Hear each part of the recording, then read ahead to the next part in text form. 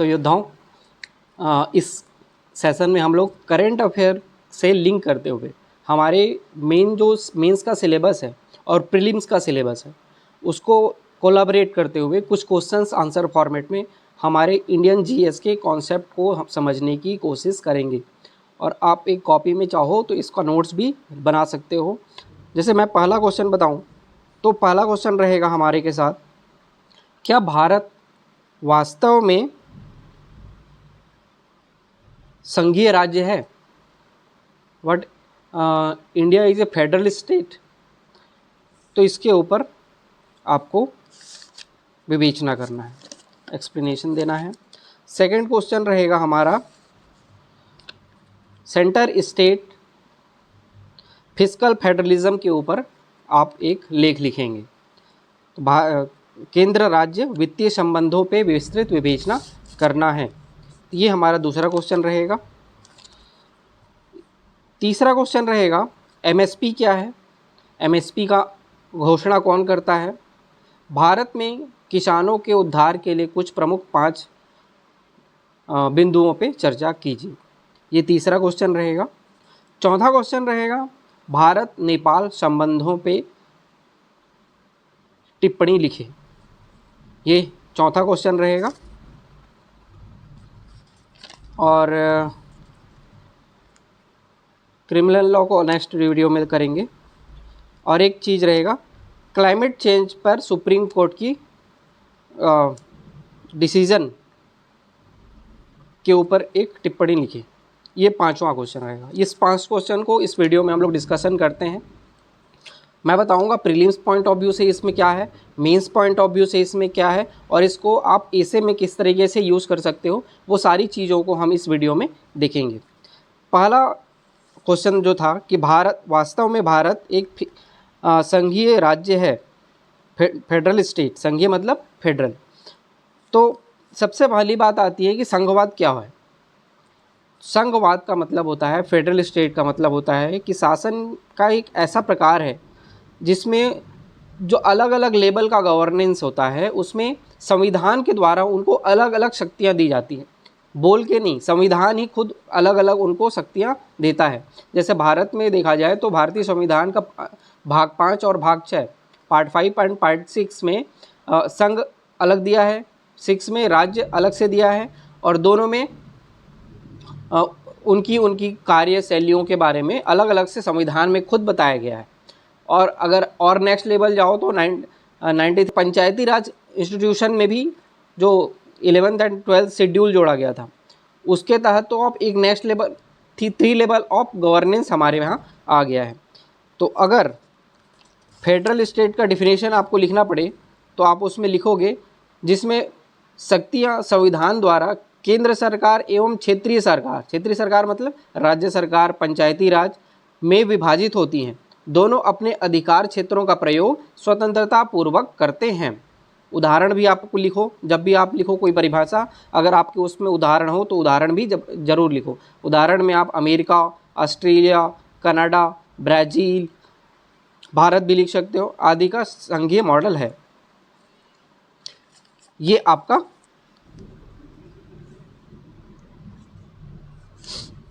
Federal के बारे में आप एक इंट्रोडक्शन टाइप का लिखे। क्यों? सबसे इंपॉर्टेंट चीज़ क्या है, संविधान द्वारा शक्तियों का विभाजन अलग अलग स्तर पे किया जाता है, ये मुख्य बिंदु है।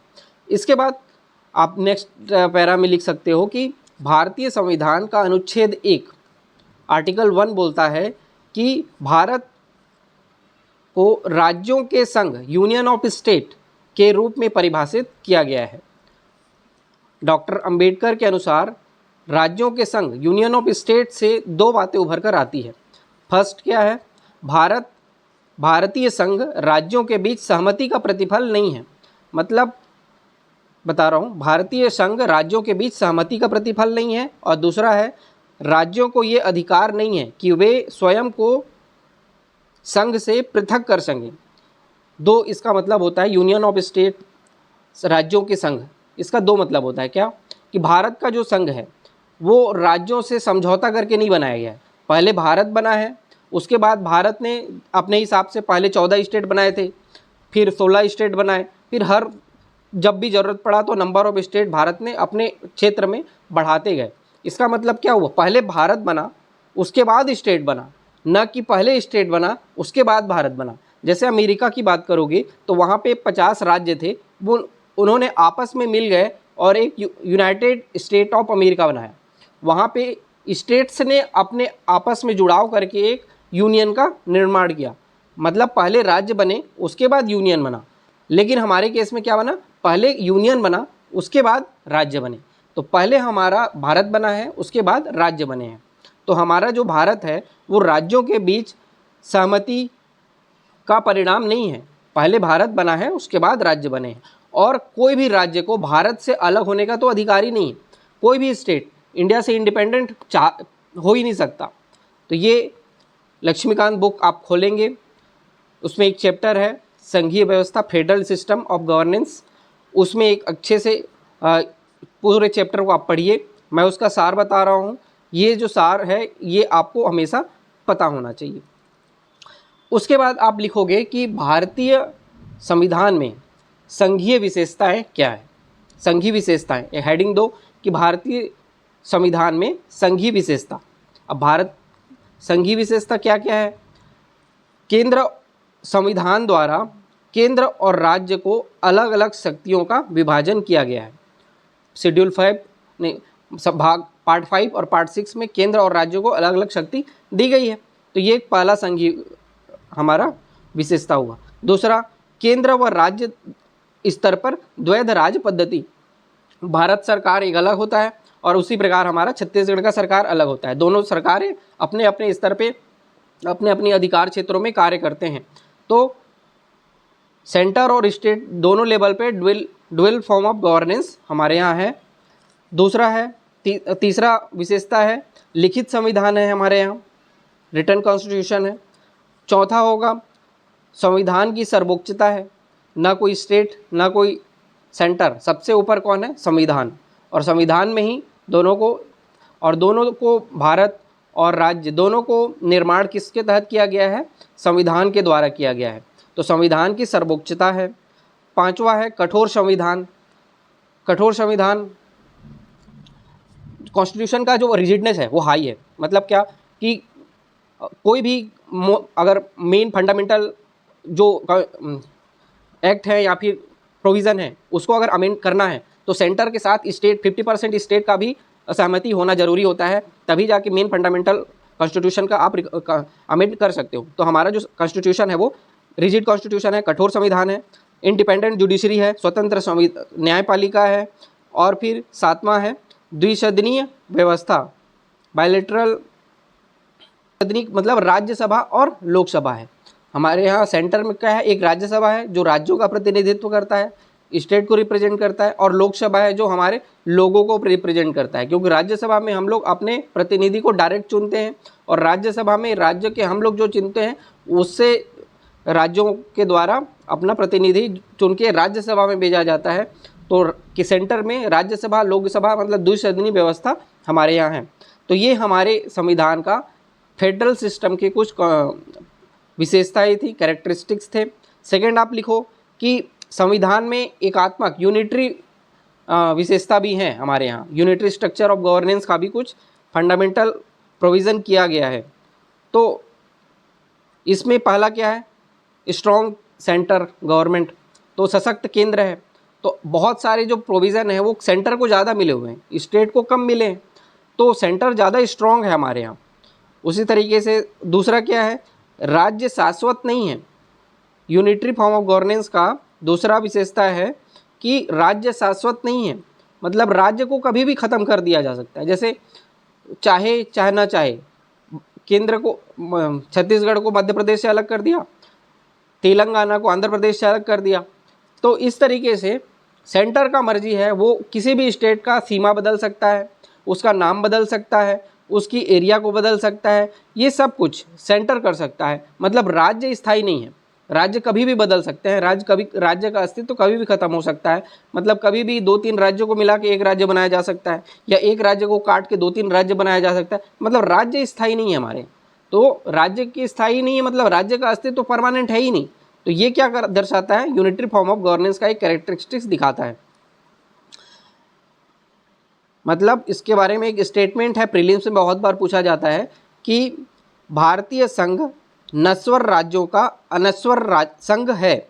मतलब नस्वर राज्य जो खत्म हो जाता है, ऐसे राज्य का अनस्वर संघ है, जो संघ खत्म नहीं होता है। इंग्लिश में बोलूँ तो एन इनडिस्ट्रिक्टेबल यूनियन ऑफ डिस्ट्रिक्टेबल स्टेट्स, ये आपका इसकी विशेषता है। तीसरा है एकल संविधान, केंद्र और राज्य दोनों के लिए एक ही संविधान है, केंद्र को अलग राज्य को अलग, ऐसा कोई संविधान इसमें नहीं जैसा अमेरिका वगैरह में होता है। फिर चौथा इसकी विशेषता है संविधान का लचीलापन। बहुत सारे प्रोविज़न क्या है, सेंटर ही अमेंड कर देता है, बहुत कम ही प्रोविज़न है जिसमें स्टेट्स की भी राय ली जाती है, लेकिन बहुत बड़ा हिस्सा संविधान का सेंटर ही उसमें अमेंड कर देता है। तो ये इसका कैरेक्टरिस्टिक है। फिर इसका है राज्य प्रतिनिधित्व में समानता का अभाव। बड़े स्टेट जो हैं जैसे यूपी है, महाराष्ट्र है, जो बड़े स्टेट हैं, यहाँ से राज्यसभा में ज़्यादा प्रतिनिधि जाते हैं, और छोटे राज्य जैसे मणिपुर, नागालैंड, यहाँ से 1-2 प्रतिनिधि जाते हैं राज्यसभा में। तो बड़े स्टेट से ज़्यादा जाते हैं, छोटे स्टेट से कम जाते हैं। वही चीज़ अमेरिका में आप देखो तो वहाँ 50 राज्य हैं और पर स्टेट से 2 प्रतिनिधि राज्यसभा के वहाँ के राज्यसभा में जाते हैं। तो वहाँ सभी राज्यों को एक समान प्रतिनिधित्व दिया गया है, लेकिन हमारे यहाँ ऐसा नहीं, साइज के आकार पे प्रतिनिधित्व राज्यसभा में दिया गया है, ये बोलना चाह रहे हैं। उसके बाद है आपातकालीन उपबंध। इमरजेंसी में मीन्स इमरजेंसी प्रोविज़न में क्या होता है, स्टेट के सारे राइट वापस छीन लिए जाते हैं और स्टेट्स में सेंटर का कंट्रोल हो जाता है। तो ये इमरजेंसी प्रोविज़न, आपातकालीन उपबंध भी यूनिटरी फॉर्म ऑफ गवर्नेंस को दिखाता है। एकल नागरिकता, सेंटर हो चाहे स्टेट हो, हमारे लिए एक ही नागरिकता है, हम सभी भारतीय नागरिक हैं, ये हमारा ऐसा है प्रोविज़न। अमेरिका में देखोगे तो क्या होता है, या फिर ऑस्ट्रेलिया में देखोगे क्या होता है, वहाँ के स्टेट की अपनी एक अलग आपकी नागरिकता का कार्ड बनेगा और अमेरिका का अलग, और वहाँ के स्टेट का अलग। मतलब कैलिफोर्निया के आप सिटीजन अलग कहलाओगे और अमेरिका के सिटीजन अलग कहलाओगे, 2 सिटीजनशिप मिलता है, लेकिन हमारे इंडिया में एक ही सिटीजनशिप मिलता है। तो ये भी यूनिटरी का दिखाता है। एकीकृत न्यायपालिका, और 9वां है अखिल भारतीय सेवाएं, ऑल इंडिया सर्विसेज, जैसे IAS, IPS, IFS, इनको सेंटर चूज़ करता है, सेंटर एग्ज़ाम से चूज़ होते हैं, सेलेक्ट होते हैं, उनको ट्रेनिंग भी सेंटर प्रोवाइड करता है, लेकिन वो काम कहाँ करते हैं, स्टेट में आके करते हैं। तो ये भी एक यूनिटरी है। उसके बाद राज्य सूची पर संसद का प्राधिकार हो जाता है। राज्य सेंटर स्टेट पर स्टेट लिस्ट पे पार्लियामेंट का कंट्रोल हो जाता है कभी कभी, जैसे इमरजेंसी प्रोविज़न आया, या फिर और भी ऐसी स्थिति आती है जिसमें सेंटर स्टेट लिस्ट पे सेंटर का कंट्रोल हो जाता है। राज्यपाल की नियुक्ति, जो गवर्नर होते हैं वो सेंटर के प्रतिनिधि के रूप में स्टेट में कार्य करते हैं, और कभी भी ऐसा लगता है कि कोई भी प्रोविज़न को सेंटर के लिए जाना चाहिए तो वो उसको रोक के वीटो पावर यूज़ करके राष्ट्रपति की अनुशंसा के लिए, उसको रिकमेंडेशन के लिए उसको रोक लेते हैं। तो ये भी चीज़ें हैं जो दिखाती हैं। एकीकृत निर्वाचन मशीनरी, इंटीग्रेटेड जो इलेक्शन कमीशन है, मतलब सेंटर के लिए भी वही इलेक्शन कराता है जो स्टेट के लिए कराता है। एक ही निर्वाचन आयोग है हमारे यहाँ, वही इलेक्शन कमीशन जो है सेंटर के लोकसभा के लिए भी वही इलेक्शन कराता है, और हमारे राज्यों के विधानसभा उसके लिए भी वही लोकसभा वही इलेक्शन कराता है। तो ये चीज़ हमारा हुआ। उसके बाद राज्यों में विधेयकों पर वीटो भी गवर्नर लगाता है। तो ये चीज़ हमने बताया। सबसे पहले क्या बताया, संघीय व्यवस्था क्या होता है, उसके एग्जाम्पल बताए, भारत के आर्टिकल 1 के बारे में बताया। उसके बाद पहला पॉइंट लिखा कि भारत में संघीय व्यवस्था के क्या लक्षण हैं। दूसरा लक्षण बताया कि भारत में एकात्मक सरकार के क्या लक्षण हैं, मतलब यूनिटरी फॉर्म ऑफ गवर्नेंस के क्या लक्षण हैं। उसके बाद अब बताते हैं तीसरा पैरा में वास्तविक स्थिति क्या है। वास्तविक स्थिति जब आप बात करो तो 2-3 विद्वानों के सुझाव भी इसमें आप दोगे, जिसमें पहला है उपरोक्त व्यवस्था से, यह जिसमें आप लिखो कि दोनों आपने बताया, फिर आप आंसर क्या लिख सकते हो, उपरोक्त व्यवस्था से यह स्पष्ट होता है कि भारतीय शासन व्यवस्था में संघीय के साथ साथ गैर संघीय मतलब एकात्मक विशेषताएं भी हैं। फेडरल के साथ यूनिटरी कैरेक्टरिस्टिक्स भी हैं, जैसे केंद्र के पक्ष में शक्ति का संतुलन है। इसलिए के.सी. वियर ने भारतीय संविधान को अल्पसंघीय या फिर क्वाजी फेडरलिज्म करार दिया। के.सी. वियर ने भारतीय संविधान को क्या बोला? अल्पसंघीय, मतलब क्वाजी फेडरलिज्म। उसी प्रकार एक और विद्वान है मॉरिस जॉन्स। मॉरिस जॉन्स ने बोला भारतीय संविधान को क्या बोला? बार्गेनिंग फेडरलिज्म, मतलब सहमति वाली संघ कहा उन्होंने। मॉरिस जॉन्स ने सहमति वाली संघ कहा। उसी प्रकार एक है आइवर जेनिंग्स। आइवर जेनिंग्स ने कहा यह मजबूत केंद्र वाली संघ है, मजबूत केंद्र वाली संघ है। यहाँ पे जैसे सहमति वाला संघ मतलब क्या? बार्गेनिंग करने के लिए, जैसे अभी सेंटर में जो गवर्नेंस है, गवर्नमेंट है, उसमें बिहार और आंध्र प्रदेश, यहाँ के स्टेट पार्टी के भी रिप्रेजेंटेटिव ने बीजेपी को समर्थन दिया है। तो उन्होंने ये शर्त में दिया है कि हमको विशेष पैकेज, स्पेशल पैकेज मिलना चाहिए। तो वो चीज़ें बार्गेनिंग करने की बात आई कि उन्होंने बार्गेनिंग किया और एक गवर्नेंस चला रहे हैं। तो ये इस तरीके का गवर्नेंस क्या होता है? Bargaining governance. उस प्रकार ग्रेनविल ऑस्टिन ने कहा कि यह कोऑपरेटिव फेडरलिज्म है, सहकारी संघवाद है, जो दोनों एक दूसरे के साथ मिल के काम करते हैं और दोनों का उद्देश्य राष्ट्रहित है। संघ भी और राज्य भी दोनों एक दूसरे से मिल के काम करते हैं, दोनों एक दूसरे की जनता के भूखमरी के निवारण के लिए काम करते हैं, दोनों एक दूसरे के साथ काम करके घर बनाने का काम करते हैं, सड़क बनाने का काम करते हैं। कोऑपरेटिव फेडरलिज्म, सहकारी संघवाद की बात ये करते हैं। उसके बाद डॉक्टर अंबेडकर की बात करेंगे हम लोग कि डॉक्टर अंबेडकर ने क्या कहा था। डॉक्टर अंबेडकर महसूस करते हैं कि संविधान उतना ही संघीय संविधान है, उतना ही फेडरल कॉन्स्टिट्यूशन है जितना दोहरी राज पद्धति है। केंद्र राज्यों का संघ नहीं है, केंद्र राज्यों का संघ नहीं है जो कमजोर संबंधों से एकीकृत हो, न ही राज्य संघ की एजेंसियां हैं। ये थोड़ा कॉम्प्लिकेशन हो गया होगा, 2 बार पढ़ोगे तो समझ में आएगा। संघ व राज्य दोनों को संविधान द्वारा बनाया गया है, दोनों संविधान द्वारा बने गए हैं, दोनों की शक्तियां संविधान में निहित है।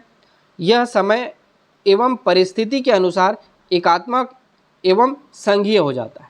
समय एवं परिस्थिति के अनुसार एकात्मक एवं संघीय हो जाता है। मतलब क्या? अभी जैसे हमारे देश में एकदम नॉर्मल कंडीशन है, कुछ भी गलत नहीं हो रहा है, तो क्या है, स्टेट अपने हिसाब से काम करते हैं, सेंटर अपने स्टार्ट से काम कर रहे हैं, तो एकदम अभी दिख रहा है कि एकदम फेडरल कंट्री है। लेकिन कभी ऐसा सिचुएशन आ गया, जैसे इमरजेंसी के टाइम 74, 75 में क्या हुआ था? इमरजेंसी आ गया था। या फिर जब युद्ध होता है 62 में, 71 में युद्ध जब हुआ, उस समय क्या किया? ये यूनिटरी बन गया, सेंटर स्टेट में ज़्यादा अपना इन्वॉल्वमेंट दिखाने लग गया। तो ये चीज़ें क्या हुआ? विपरीत परिस्थिति में ये यूनिटरी बन जाता है, लेकिन नॉर्मल कंडीशन में ये फेडरल रहता है। तो ये विशिष्ट प्रकार, क्या बोलते हैं इसको, सुप्रीम कोर्ट ने एम्फीबियन टाइप ऑफ गवर्नेंस है। एम्फीबियन मतलब क्या हुआ? उभयधर्मी कैरेक्टरिस्टिक्स रहता है ये, जो सामान्य स्थिति में संघीय चरित्र है, लेकिन आपात या संकट की स्थिति में यूनिटरी बना लेता है। तो ये उच्चतम न्यायालय ने व्यवस्था बताया था कि उच्चतम न्यायालय ने बोला कि भारतीय संविधान संघीय है और संघीय इसका मूल विशेषता है, फंडामेंटल कैरेक्टरिस्टिक्स है। तो ये हमारा एक अच्छा सा आंसर हो सकता है कि आपको क्वेश्चन क्या मिला, क्या भारतीय संविधान संघीय व्यवस्था का शासन स्थापित करता है? क्या वास्तव में भारत संघीय व्यवस्था वाला राज्य है? तो इसका आंसर आप इस तरीके से लिख सकते हैं। दोनों पक्षों के बारे में आपने बताया है और एक कंक्लूजन के रूप में सुप्रीम कोर्ट और विभिन्न प्रकार के विभिन्न विद्वानों के भी राय को आपने लिखा है। तो ये आपका एक बहुत ही अच्छा आंसर होगा। अब सेकंड क्वेश्चन आपका आता है, जिसमें आपको मैंने बोला फिस्कल फेडरलिज्म, वित्तीय संघवाद के बारे में आपने बताना है कि भारत में वित्तीय संघवाद की स्थिति कैसी है। तो सबसे पहली बात आप लिखेंगे उसमें कि वित्तीय संघवाद क्या है। तो वित्तीय संघवाद क्या है? जैसे संघवाद उसी प्रकार वित्तीय संघवाद, ये विशिष्ट हो गया। फिस्कल फेडरलिज्म में क्या होगा? फिस्कल पावर के डिवीजन होंगे सेंटर और स्टेट के बीच में। वित्तीय संघवाद वित्तीय शक्तियों का बंटवारा होता है, मतलब वित्तीय संघवाद शासन के अलग अलग स्तर पर वित्तीय शक्तियों का बंटवारा होता है, ये आप परिभाषा में लिखे। फिस्कल फेडरलिज्म फिस्कल पावर के डिस्ट्रीब्यूशन का कॉन्सेप्ट है। एग्जाम्पल के तौर पे क्या होगा, टैक्स कलेक्शन। फिस्कल पावर में क्या होगा, टैक्स कलेक्शन मतलब कौन टैक्स, ये वाला टैक्स कौन कलेक्ट करेगा, ये वाला टैक्स कौन कलेक्ट करेगा, सेंटर एक्साइज, स्टेट एक्साइज करेगा, सेंटर कौन सा करेगा। तो ये सारी चीज़ें टैक्स कलेक्शन की चीज़ें बात होगी। उसके बाद टैक्स तो कलेक्ट हो गया, उसकी शेयरिंग कैसे होगी, सेंटर को कितना मिलेगा, स्टेट को कितना मिलेगा, ये सारी चीज़ें।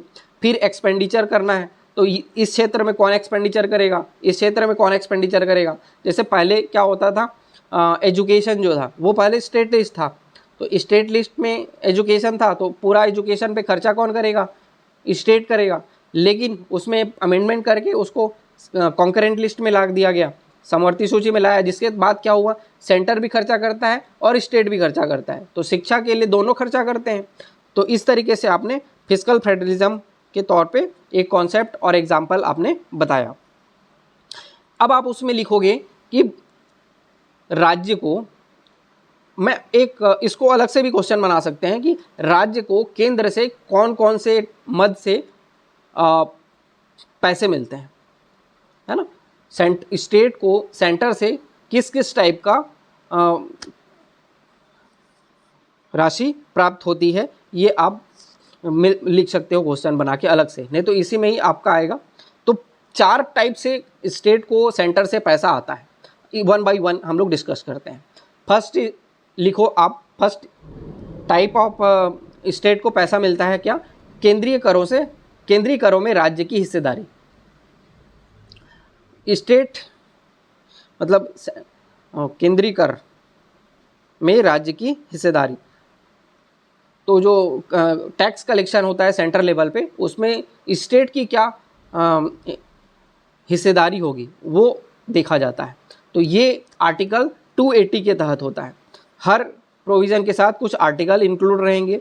तो पहला आप लिखो क्या क्या कि केंद्रीय करों में राज्यों की हिस्सेदारी, उसके लिए क्या आर्टिकल होगा, अनुच्छेद 280। आर्टिकल 280 के तहत संविधान हमको क्या करता है, वित्त आयोग बनाने की सिफारिश करता है। प्रत्येक 5 वर्ष में, 5 ईयर में फाइनेंस कमीशन का गठन किया जाता है राष्ट्रपति के द्वारा। तो फाइनेंस कमीशन वित्त आयोग का गठन करता है, वो एक फॉर्मूला डेवलप करता है और बहुत सारे पैरामीटर डिसाइड करता है, और ये एक फॉर्मूला बताएगा कि सेंटर से स्टेट को कितना रुपए मिलना चाहिए। ये वित्त आयोग बताता है, ये फॉर्मूला के तहत कि केंद्रीय करों में राज्यों को कितनी हिस्सेदारी मिलेगी, ये वित्त आयोग बताता है आर्टिकल 280 के तहत। जैसे 15 फाइनेंस कमीशन जो है, वो जो अभी चल रहा है 15 फाइनेंस कमीशन, वो 41% हिस्सेदारी स्टेट को मिलेगी, ये बात करते हैं। तो सेंटर के जो भी टैक्स कलेक्शन होता है उसका 41% स्टेट को मिलेगा, ये हमारा बोला 15th फाइनेंस कमीशन। तो आप लोग के लिए इसमें प्रीलिम्स के लिए क्या कंटेंट रहेगा ऑब्जेक्टिव के रूप में, 15th फाइनेंस कमीशन के चेयरमैन कौन थे, और अभी 16th फाइनेंस कमीशन का गठन हो चुका है, और अभी वो छत्तीसगढ़ में भी आए हैं और बहुत चीज़ों को देख रहे हैं, और सब चीज़ को देख के फिर रिकमेंडेशन देंगे। तो अभी सारी चीज़ें चल रही हैं, उसको भी आप ऑब्जर्व करो, और आपके लिए ऑब्जेक्टिव में बनता है कि 16th फाइनेंस कमीशन के चेयरमैन कौन है, इसमें कितने मेंबर होते हैं, ये भी आपको जानना चाहिए। आर्टिकल कितना, कौन से आर्टिकल में है, इसको कौन अपॉइंट करते हैं, तो ये सारी चीज़ें प्रीलिम्स पॉइंट ऑफ व्यू से भी इम्पॉर्टेंट है। उसके बाद सेकंड, पहला तो मिला क्या, केंद्रीय करों में राज्यों की हिस्सेदारी।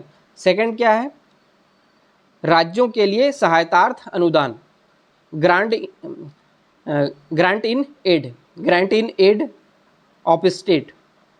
तो आर्टिकल 275 बोलता है राज्यों के लिए सहायतार्थ अनुदान देते हैं। विभिन्न राज्यों के लिए ग्रांट इन एड जो होता है, सहायतार्थ अनुदान, ये दिया जाता है 275 के तहत।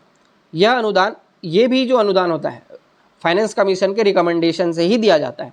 वित्त आयोग बताता है कि इस राज्य को इस डेवलपमेंट के लिए, जैसे कोई ट्राइबल क्षेत्र है तो वहाँ पे स्कूल बनाना है तो इसको अलग से पैसा मिलना चाहिए, या फिर कोई जैसे स्टेट है जहाँ पे नेचुरल रिसोर्सेस नहीं है, जैसे हमारे छत्तीसगढ़ में नेचुरल रिसोर्सेस है तो हम लोग विशिष्ट राज्य नहीं है, लेकिन ऐसा कोई स्टेट हो जो जैसे बिहार मांग करता है कि हमारे यहाँ नेचुरल रिसोर्सेज बिल्कुल भी नहीं है, तो हम लोग को विशिष्ट राज्य का दर्जा देना चाहिए और हम लोग को अलग से प्रोविज़न करके पैसा मिलना चाहिए। तो ये बिहार मांग करता है। तो इस प्रक्रिया से कोई भी ये वित्त आयोग को लगता है कि इसको विशेष पैकेज, स्पेशल पैकेज आर्टिकल्स 275 के तहत मिलना चाहिए, तो वित्त आयोग ये रिकमेंडेशन देता है। लेकिन कितना मिलना चाहिए ये संसद तय करता है। उसकी लिमिटेशन जो होता है, भले ही फाइनेंस कमीशन उसकी अनुशंसा करता है, रिकमेंडेशन करता है, लेकिन अमाउंट तय करता है संसद। तो ये आर्टिकल 275 के तहत हुआ। फिर तीसरा आ गया क्या, विवेकाधीन अनुदान, discretionary grant, article 282 discretionary grant, विवेकाधीन अनुदान। इसके लिए केंद्र बाध्य नहीं होता है, इसके लिए केंद्र बिल्कुल भी बाध्य नहीं होता कि किस राज्य को कितना देना है। ये पूरा का पूरा सेंटर के विवेक के ऊपर डिपेंड करता है। उसकी इच्छा है, उसको लगे तो दे, ना लगे तो ना दे। ये पूरा पूरा उसके विवेक के ऊपर डिपेंड करता है।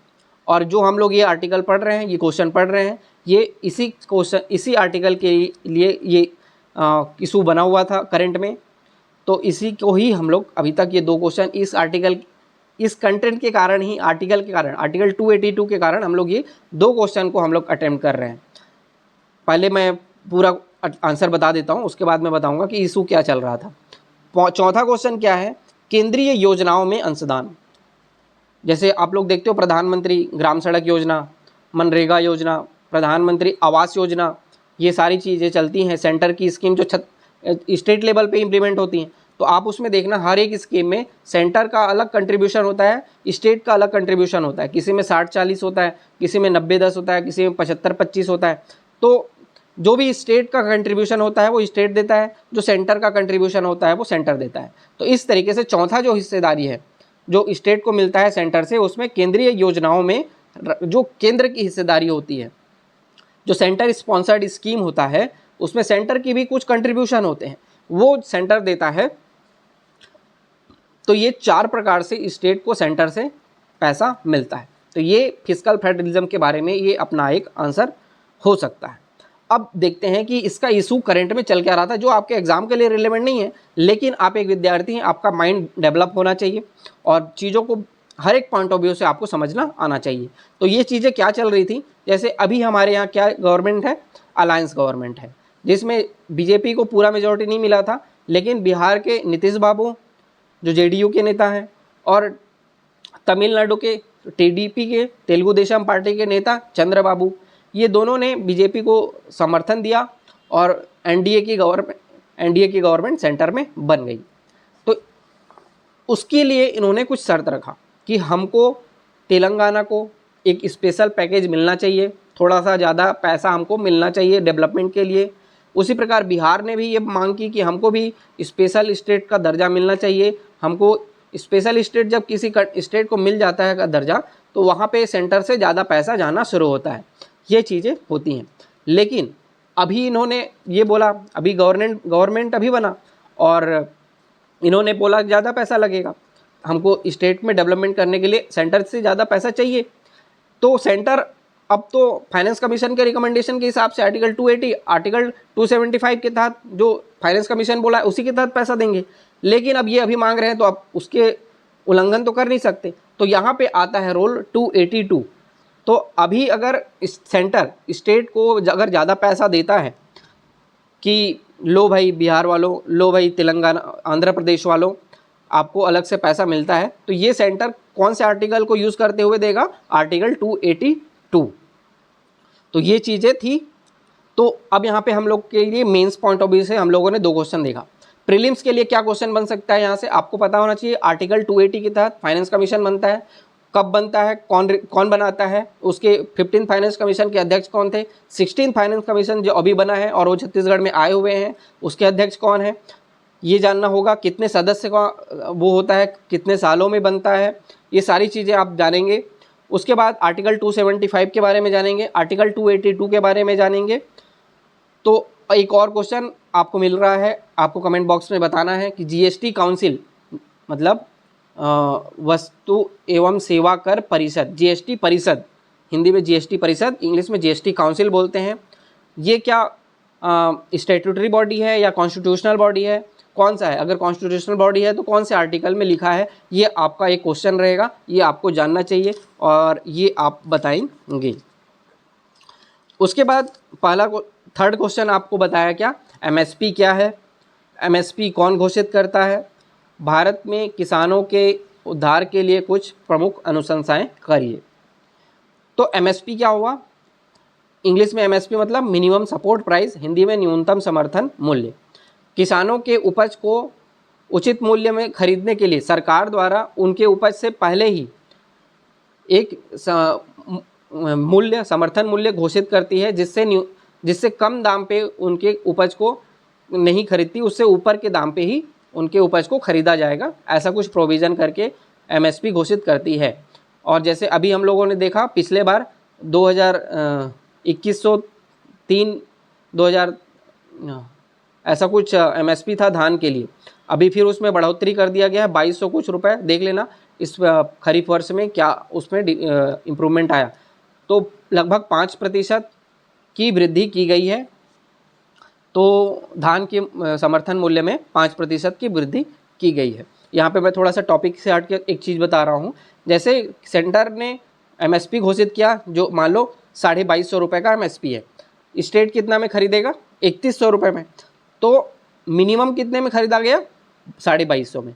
लेकिन स्टेट 2250 से नीचे में नहीं खरीदा जा सकता। स्टेट भले ही उसको 3100 में खरीदेगा, तो 2250 से 3100 का जो गैप होगा वो स्टेट भरेगा। बाकी जो 2250 है वो सेंटर जब खरीदेगा तो 2250 रुपये ही देगा स्टेट को, बाकी जो गैप होगा वो स्टेट भरेगा। तो ये चीज़ें हैं।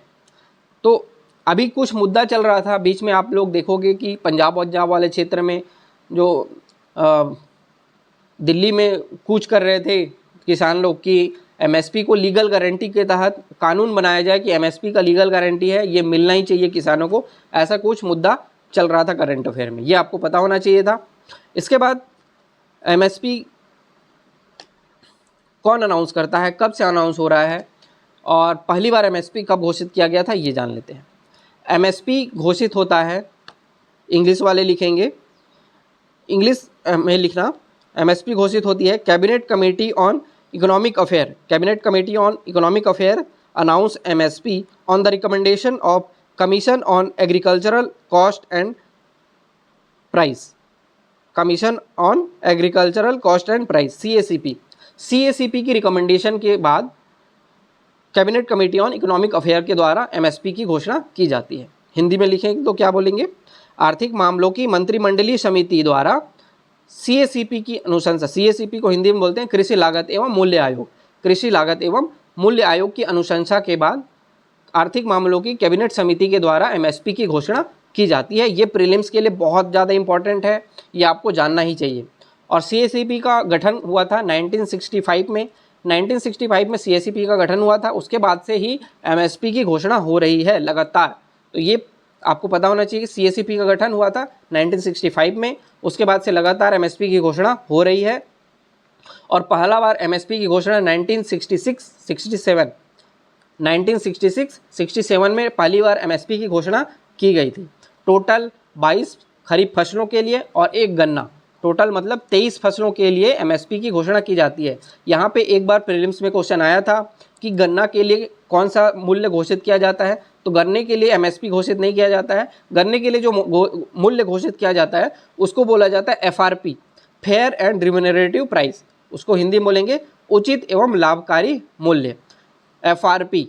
जब भी आपको पता चले गन्ना के लिए क्या लागू किया जाता है तो FRP, fair and remunerative price, MSP नहीं। तो एमएसपी अलग से बाकी फसलों के लिए 22 फसलों के लिए और गन्ना के लिए एक एफआरपी, टोटल 23 फसलों के लिए घोषित किया जाता है। पहली बार 1966-67 में घोषित किया गया था। सीएसीपी का गठन 1965 में घोषित बना है। तो ये सारी चीज़ें प्रीलिम्स के लिए भी बहुत ज़्यादा इंपॉर्टेंट हो जाती हैं। ये सब चीज़ें आपको पता होना चाहिए। एमएसपी की घोषणा कौन करता है, किसके रिकमेंडेशन से होता है, ये सारी चीज़ें आपको पता होनी चाहिए। उसके बाद सीएसीपी के बारे में, मतलब एमएसपी के बारे में जब भी बात आएगी तो आपको एक कमेटी का बात हमेशा याद रखना पड़ेगा, और वो कमेटी है स्वामीनाथन आयोग, एमएस स्वामीनाथन आयोग, क्योंकि उनको अभी इस साल भारत रत्न भी मिला है और जिनको हरित क्रांति का जनक भी कहा जाता है। और उनकी बेटी हैं सौम्या स्वामीनाथन, जो चिकित्सा के क्षेत्र में बहुत अच्छा काम कर रही हैं और WHO में वाइस प्रेसिडेंट, वाइस MD के तौर पे भी काम कर चुकी हैं और अभी इंडिया में भी उनको एक बड़ी जिम्मेदारी दी गई है, तो उनके बारे में भी थोड़ा सा जानेंगे। उनकी बेटी हैं सौम्या स्वामीनाथन, तो ये उनकी बेटी का बात अलग हुआ। तो ये MSP का बात हुआ, कौन रिकमेंडेशन करता है इसके बारे में मैंने बात किया। और MSP के बारे में अभी जो लीगल गारंटी की बात चल रही थी, जो करना चाहिए ऐसा किसान मांग कर रहे हैं, तो वो चीज़ें भी है कि अगर देखो MSP को लीगल गारंटी कर दिया जाता है तो क्या होगा कि देखो जो प्राइवेट सेक्टर होता है वो प्रॉफिट के लिए काम करता है। अगर उसको प्रॉफिट नहीं होगा, अगर उसको लॉस होगा तो वो काम वो क्यों करेगा? लॉस के लिए वो काम नहीं करने वाला। तो अगर उसको चीज़ें प्रॉफिटेबल नहीं मिलेंगी तो वो चीज़ें वो काम करेगा ही नहीं करेगा। तो वो अगर उसको लग रहा है कि मार्केट में चीज़ें महंगी हो गई हैं, उसके कारण उसके प्रोडक्ट नहीं बिकेंगे, तो वो चीज़ें खरीदेगा ही नहीं और वो काम ही नहीं करेगा, और वो चीज़ें खरीदा नहीं तो चीज़ों को खरीदने के लिए बर्डन किसके ऊपर बनेगा? गवर्नमेंट के ऊपर बनेगा। एक डाटा आया था कि अगर प्राइवेट सेक्टर किसानों से अगर उपज नहीं खरीदती हैं तो केंद्र के ऊपर लगभग 11 लाख करोड़ का बर्डन आएगा कि किसानों को उनके उपज खरीदने के लिए सरकार को 11 लाख करोड़ रुपए यूज़ करने लगेंगे। तो 11 लाख करोड़ मतलब सेंटर का बजट कितने का बनता है? 40-42 लाख करोड़ का बजट बनता है, उसमें 11 लाख करोड़ सिर्फ किसानों को उनके उपज खरीदने के लिए चला जाएगा, जो कि लगभग 25% ऑफ GDP हो जाएगा, उनका बजट हो जाएगा। तो ये सेंटर के लिए वायबल नहीं है, तो ये बहुत ज़्यादा बर्डन हो सकता है। तो ये सारी चीज़ें होंगी कि अगर लीगल गारंटी कर दिया जाता है, इसलिए अभी सरकार इस पर सिर्फ एक ऑर्डर के थ्रू ही MSP घोषित करती है। हमारे यहाँ एक लीगल गारंटी MSP के ऊपर नहीं है। तो ये चीज़ें थी। तो अगर आपको बोला जा रहा है कि किसानों के हित में कुछ रिकमेंडेशन करो, तो भाई कर दो। तो पहला चीज़ जो है किसानों के हित के लिए एक टर्म आता है बहुत important, farmer producer organization. Farmer producer organization, FPO बोलते हैं इसको, FPO। मैं मेन चीज़ बता रहा हूँ 5 चीज़ें, बाकी जो चीज़ें हैं रिकमेंडेशन तो आप कोई भी कर सकता है, कोई भी बता सकता है कि किसानों को क्या हित है। तो मेन चीज़ जो कहीं नहीं मिलता है, जो कोर से चीज़ है, वो चीज़ें मैं बता रहा हूँ। सबसे पहला है FPO, मतलब फार्मर प्रोड्यूसर ऑर्गेनाइजेशन। ये क्या होता है? किसानों का एक समूह होता है। जैसे कोई क्षेत्र है, वहाँ के आसपास के एक ही टाइप के उत्पादक किसान जो हैं, जैसे गन्ना उत्पादक हैं, तो आपस में एक समिति बना लिए। जैसे एक सबके पास मान लो 2-2 एकड़ ज़मीन है, तो 100 किसान आ गए, तो 200 एकड़ ज़मीन के वाले एक साथ किसान आ गए। अब 200 एकड़ ज़मीन है तो उनको 200 एकड़ ज़मीन के लिए उनको ये बीज चाहिए होगा, खाद चाहिए होगा, उर्वरक चाहिए होगा, कीटनाशक दवाई चाहिए होगा। तो अगर 2 एकड़ वाला ज़मीन है, किसान है, उसको चाहिए होगा तो रिटेल मार्केट में जाएगा, उसको चीज़ें महंगी मिलेंगी।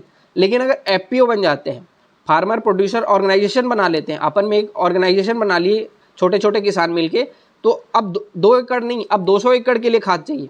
तो जब 200 एकड़ के लिए खाद चाहिए तो वो 2 एकड़ का आपका धान का खेत है, 2 एकड़ में आपके या 1 ही एकड़, किसी के पास तो 1 एकड़ भी होता है मान लो खेत।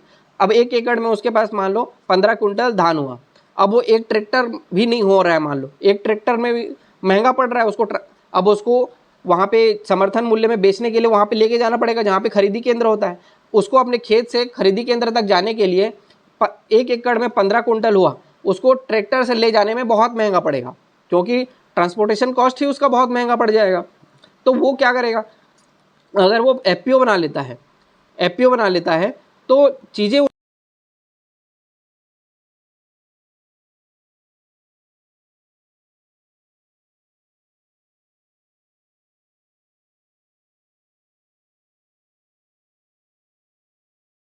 enhancing product quality and consistency to meet international standard। तो इसमें क्या बोल रहा है? आप जो किसान प्रोडक्ट की क्वालिटी बना उत्पाद कर रहे हैं, उसकी क्वालिटी को इम्प्रूव करना चाहिए ताकि वो इंटरनेशनल मार्केट में वो वायबल हो, वो कॉम्पिटिटिव हो।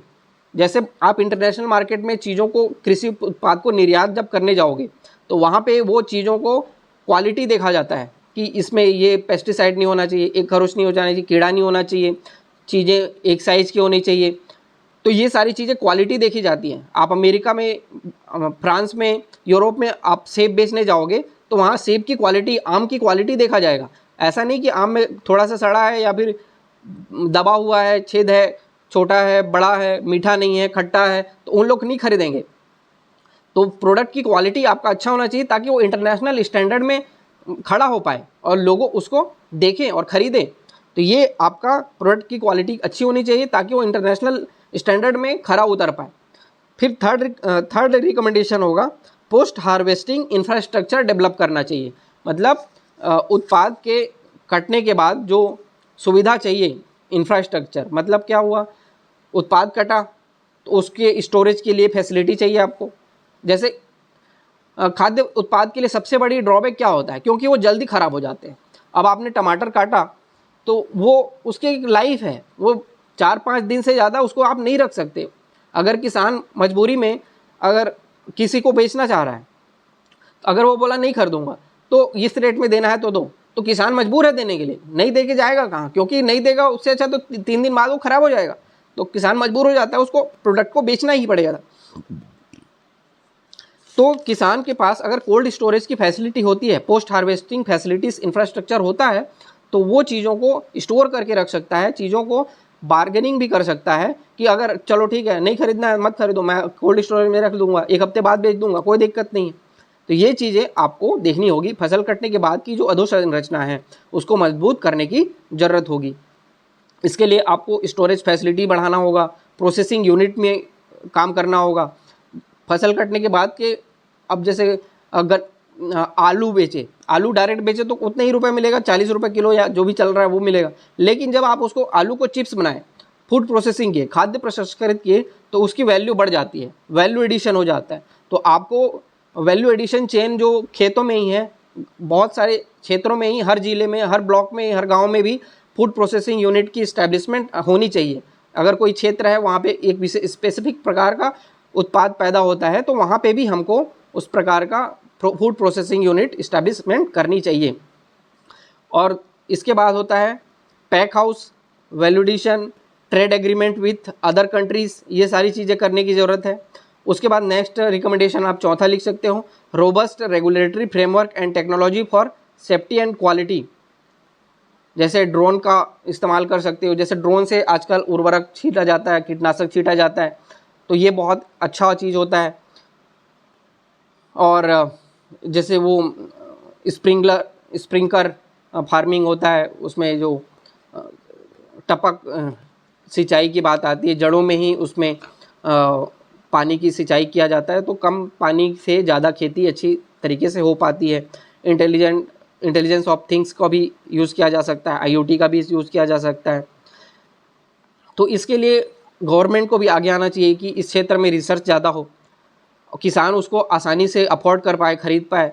तो उसके लिए क्या करना चाहिए, उस क्षेत्र में अगर कोई प्रोडक्ट बेच रहा है तो सरकार उसमें टैक्स की छूट दे, सब्सिडी दे, ये सारी चीज़ें उसमें दे, ताकि जो उत्पाद बना रहा है, जो रिसर्च कर रहा है, उसको भी प्रमोशन मिले, जो खरीद रहा है उसको भी चीज़ें सस्ती मिले। तो सरकार को भी इसमें आगे आना चाहिए। फिर नेक्स्ट है निर्यात को बढ़ावा देना चाहिए। एक्सपोर्ट को बढ़ावा देना है, निर्यात को बढ़ावा देना है, ताकि हमारे किसान सिर्फ इंडिया में ही अपने सामान न बेच पाए, अदर कंट्रीज़ में भी अपना सामान बेच पाएँ। जब हमारे किसान को मार्केट का ब्रॉडर मिलेगा तो उसकी वैल्यू उसको ज़्यादा अच्छे से मिलेगी, उसको प्रोडक्ट की कॉस्ट उसको ज़्यादा अच्छे से मिलेगी, तो वो चीज़ों को ज़्यादा अच्छे से बेच सकता है, उसको ज़्यादा प्रॉफिटेबल होगा। तो चीज़ों को निर्यात करने पे ज़्यादा ध्यान देना चाहिए। उसके लिए जो भी इंफ्रास्ट्रक्चर की ज़रूरत है, लॉजिस्टिक कॉस्ट को कम करने की ज़रूरत है, वो सारी चीज़ें हमको करनी चाहिए।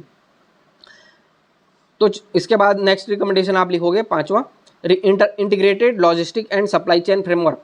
Integrated logistic and supply chain framework, जैसे बात की जाती है फार्म टू प्लेट, जहाँ पे खेत में खेती किया जाता है, खेती से खेती के प्रोडक्ट को लेके अब हम लोग जब खाना खाते हैं उस प्लेट तक एक चेन होता है। खाद आपने बनाया, उत्पाद किसान ने बनाया, धान उगाया या गोभी उगाया, वो फिर गया मिल में, धान गया मिल में, वो चावल बना, चावल बन के वो पैक होके गया, फिर वो होलसेलर के पास गया, फिर वो रिटेलर के पास गया, रिटेलर के पास से हम लोगों ने ख़रीदा, हम लोगों ने उसको पकाया और फिर खाया। तो ये पूरा एक चेंज होता है।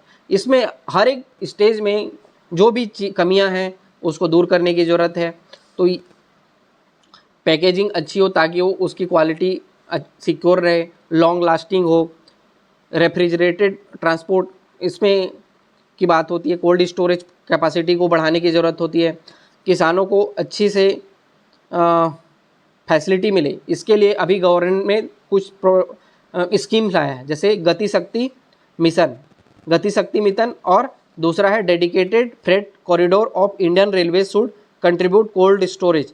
मतलब क्या होता है, किसान रेल, एक तरीके से बोलो किसान रेल। इसमें क्या होता है, महाराष्ट्र में अगर कोई प्रोडक्ट होता है तो वहाँ से एक रेल में सारे प्रोडक्ट को रखा जाएगा, उस रेल के अंदर डिब्बे में ही कोल्ड स्टोरेज की फैसिलिटी होगी, और वो रेल सिर्फ किसान, डेडिकेटेड फ्रेट कॉरिडोर का मतलब होता है वो सिर्फ एक कुछ क्षेत्र में ही रुकेगा, हर जगह नहीं रुकेगा, और वो एक प्रोडक्ट को लेके स्टार्टिंग पॉइंट से लेके एंड पॉइंट तक सीधा चला जाएगा, बीच में कहीं नहीं रुकेगा। डेडिकेटेड है, उसी काम के लिए और किसी काम के लिए नहीं। डेडिकेटेड फ्रेट कॉरिडोर 5C पर फोकस करें, जिसमें पहला होगा क्या, conservation of water and soil. Conservation of water and soil मतलब जल एवं मृदा की संरक्षण। दूसरा climate change resistance, climate change resistance जलवायु परिवर्तन से प्रतिरोध। तीसरा है कल्टीवेशन खेती। चौथा है कंजम्पशन उपभोग। पांचवा है कमर्शियल वायबिलिटी मतलब व्यावसायिक व्यवहार्यता, उस प्रोडक्ट की कमर्शियलाइजेशन हो, व्यावसायिक व्यवहार्यता हो उसके अंदर। ये 5C को फोकस करते हुए एक हॉलिस्टिक नेशनल एग्रीकल्चर पॉलिसी बनाने की ज़रूरत है। तो ये कुछ हम लोगों ने एग्रीकल्चर के सेक्टर में कुछ रिकमेंडेशन देखा। और क्लाइमेट चेंज, इसके बाद नेक्स्ट क्वेश्चन आप लिख लो, क्लाइमेट चेंज के ऊपर जो सुप्रीम कोर्ट का वर्डिक्ट आया है वो चीज़ें देखते हैं। उसमें पहला चीज़ है कि क्लाइमेट चेंज को सुप्रीम कोर्ट ने बोला, पहले तो देख लेते हैं क्लाइमेट चेंज का डिफिनेशन क्या है। तो क्लाइमेट चेंज क्या है, अर्थ के एवरेज टेम्परेचर में लॉन्ग टर्म में एक चेंजेस दिखता है, उसको बोलते हैं क्लाइमेट चेंज। धरती के औसत तापमान में लंबे समय में तापमान में वृद्धि दिखता है, इसको बोलते हैं क्लाइमेट चेंज। ये क्यों होता है, इसका मुख्य कारण है ग्रीन हाउस गैसों का बढ़ना, जैसे CO2, ग्रीन हाउस गैसों का बढ़ना जैसे CO2। ये एक फंडामेंटल राइट, क्लाइमेट चेंज को नहीं, एक फंडामेंटल राइट इंट्रोड्यूस किया, जैसे निजता का अधिकार, राइट टू प्राइवेसी को एक फंडामेंटल राइट के रूप में सुप्रीम कोर्ट ने इंट्रोड्यूस किया, जो एक बार मेंस में पूछा जा चुका है। तो इस तरीके से एक नया फंडामेंटल राइट इंट्रोड्यूस किया गया है, जिसको बोला जाता है right to be free from adverse effect of climate change, जलवायु परिवर्तन के विपरीत प्रभावों से सुरक्षा का अधिकार। ये सुप्रीम कोर्ट ने एक नया अधिकार लोगों को दिया है। इसके लिए बोला कि लोगों ने पूछा कि कहाँ पे है ये अधिकार, आप बताओ सुप्रीम कोर्ट को। तो इसके लिए दो आधार लिया गया। पहला आधार लिया गया आर्टिकल 21, जिसमें बोला गया कि right to life with dignity free from pure atmosphere. तो ये आर्टिकल 21 बोलता है। आर्टिकल 14 बोलता है right to equality. Right to equality का मतलब यहाँ पे क्यों जोड़ा गया, क्योंकि जब जलवायु परिवर्तन होता है, बाढ़ आता है, सूखा आता है, तो इससे क्या होता है, अमीर लोगों को उतना प्रभाव नहीं होता है, क्योंकि वो तो उनके पास पैसा है, वो अपने हिसाब से एडजस्ट कर लेते हैं। लेकिन जब गरीब आदमी होता है, सबसे ज़्यादा उसी को प्रभाव होता है। अब बाढ़ देखना, बाढ़ आता है तो सबसे ज़्यादा विस्थापित कौन होते हैं, गरीब लोग होते हैं। तो ये सारी चीज़ें इफेक्ट आती हैं। तो right to equality article 14, article 21 right to life with dignity, free environment, clean environment. तो ये सारी चीज़ों को आधार मानते हुए जलवायु परिवर्तन से right to be free from adverse effect of climate change के ऊपर आर्टिकल सुप्रीम कोर्ट ने हमको ये दिया। तो आज के लिए हम लोग इतना ही रखते हैं, फिर नेक्स्ट क्लास होगा तो उसमें सारी चीज़ों को डील करेंगे। ये आपको एक क्लास मैंने प्रोवाइड किया। करंट अफेयर को हमारी ये इंडियन GS का जो सेक्शन है मेंस पॉइंट ऑफ व्यू से बहुत इंपॉर्टेंट होता है, प्रिल के लिए भी और मेंस के लिए भी। ये लेक्चर आपको बहुत इंपॉर्टेंट होने वाला है, बहुत ध्यान से। कोई भी अच्छी चीज़ें मिले तो आप लिखिए। कल फिर जो नेक्स्ट लेक्चर आएगा, बाकी चीज़ें जो छूट गई हैं वो मैं करवाऊँगा। आज के लिए इतना ही रखते हैं, फिर मिलेंगे एक नए चीज़ों के साथ। Thank you.